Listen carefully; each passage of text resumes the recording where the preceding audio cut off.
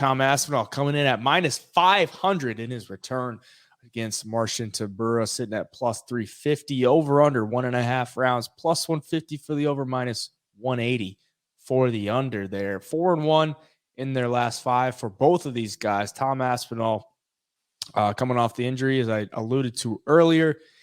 Before that, though, he was running through everybody in the UFC. I mean, he had some of the fastest finish times in heavyweight history, I believe. It was like the fastest 5 fights, or the fastest 5 minutes of fight time or something like that. I don't know. But first round finishes, the only second round finish was to Andrei Arlovski. Rear naked choked him. But just rolling through guys, his win before the loss to Curtis Blades was to Alexander Volkov. That was at UFC London back in March of 2022. Submitted him there.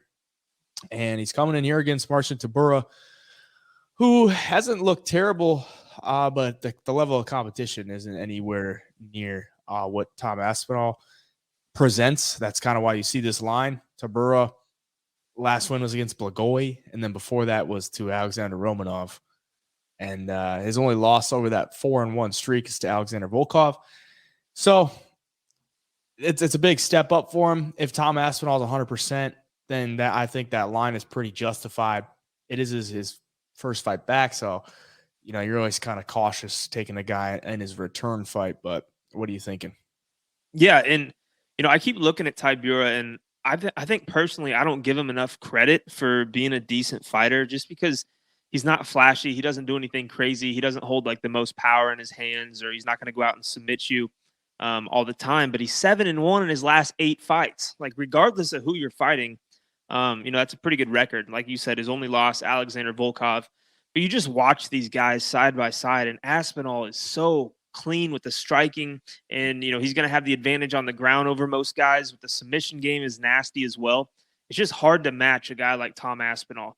And I wish we would have seen more in the Curtis Blades fight, because I think that was going to be the first time we really see what Tom Aspinall's got, because I didn't expect him to get Blades out of there early in the first round. And Blades with the grappling and wrestling could probably keep up a little with Tom. So it was going to be interesting to see what happens as fights get longer for Aspinall, what he looks like in the middle second to third round. But we got robbed of it with the knee injury. Yeah. And, coming off of a knee injury like that, you're just never certain. I mean, knee injuries for these big dudes at heavyweight is a little worse than, a bantamweight or featherweight. These guys got a lot of weight on those knees.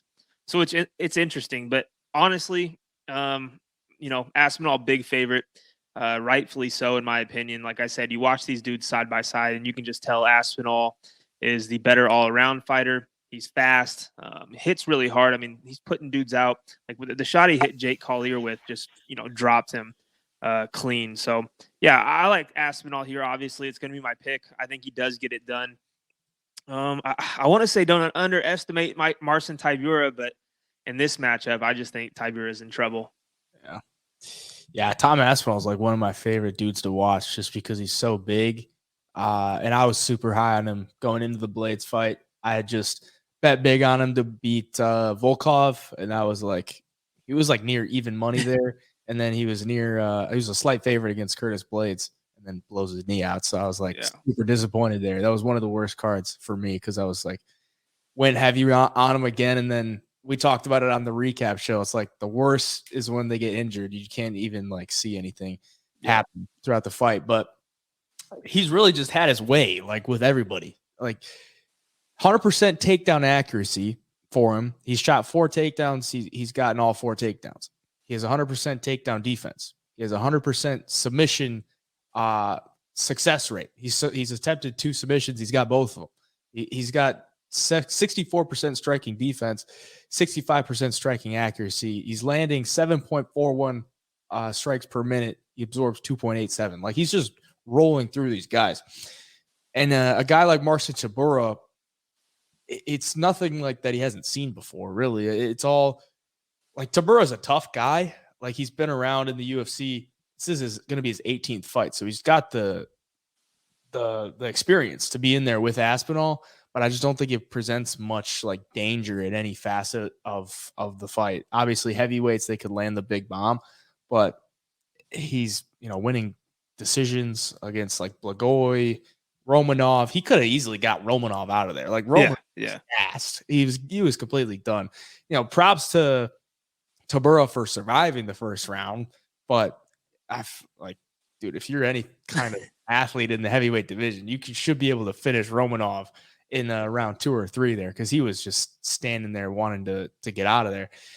But yeah, I mean, the wins, Walt Harris, Greg Hardy, like, can't really get behind him. It seems like any time he faces a guy up towards the top of the division like a Volkov, it doesn't go well for him. So yeah, Tom Aspinall is obviously the pick. If you're taking Tybura, I mean, props to you. You must see something that I don't, but I don't think many people are going to be taking him.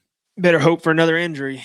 Yeah, exactly. I mean, supposedly, just to touch on the injury, that Aspinall had the knee injury before going into that fight. It had been lingering like for a couple of years, and then it just finally gave out on him there, which is like really unfortunate. But yeah, gave out on him there. But if he gets it fixed and he's back, it's I don't want to say like too quick of a turnaround, but I guess, you know, everything with the recovery went well.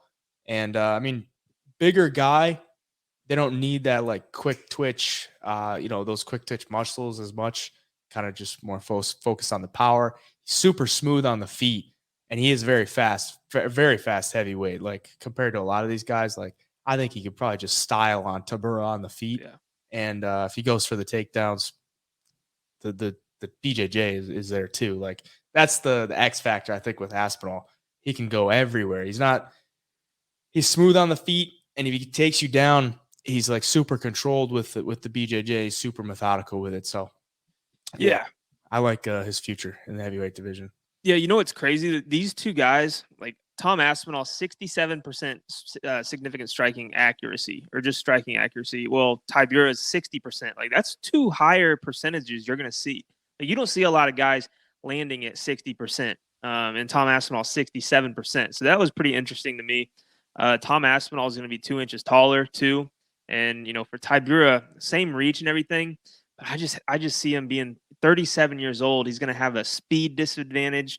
Tom Aspinall is just going to be able to get this fight wherever it goes. So yeah, I can't wait for a Aspinall Pavlovich matchup. Yeah, dude, that's a good one. That's a good one. But yeah, we're both on Aspinall, and I think most people would be.